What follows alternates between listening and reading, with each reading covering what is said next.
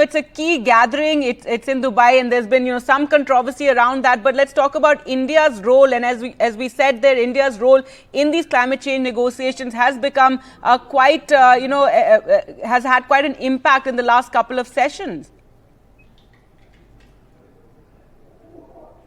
Oh yes, certainly, Gargi. There are 2-3 important issues which will be focused, which will be discussed here. The one primary, what you can say, the objective of any COP summit is to reduce the levels of the global warming.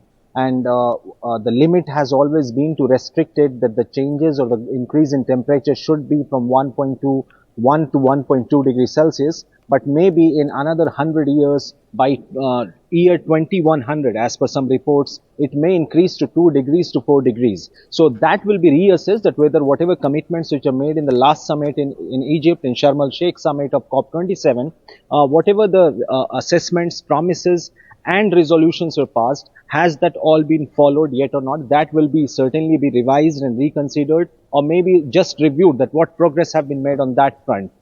Besides that, there will always been this global south versus the west, and India has always been saying that the west keeps sermonizing the developing countries on how to cut on green gas emissions. Now, when it comes to India, the one challenge we talk about, and even the Foreign Secretary also spoke about today in the briefing, is about the emission of methane gas, which is related to the paddy cultivation or say with the agriculture sector.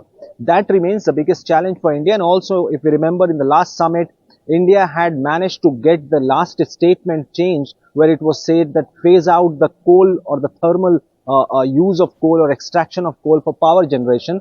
But India had suggested that not just coal, but the statement must include that all fossil fuels should be phased out. And that is where India started asserting itself. And right now, Prime Minister Narendra Modi is scheduled to visit here and to attend the conference. And perhaps in that 2-day visit, because he'll be coming today and will be returning tomorrow, there is going to be a talk about Global Biofuel Alliance, which the Prime Minister also spoke in the G20 summit, that Global Biofuel Alliance has India, USA and Brazil as partners, and maybe there will be discussion about how to expand that network, how to expand that organization. So these are some of the key issues, but there are challenges, and there will certainly be, and what we can see that this summit is also being happening under the backdrop of the global conflict.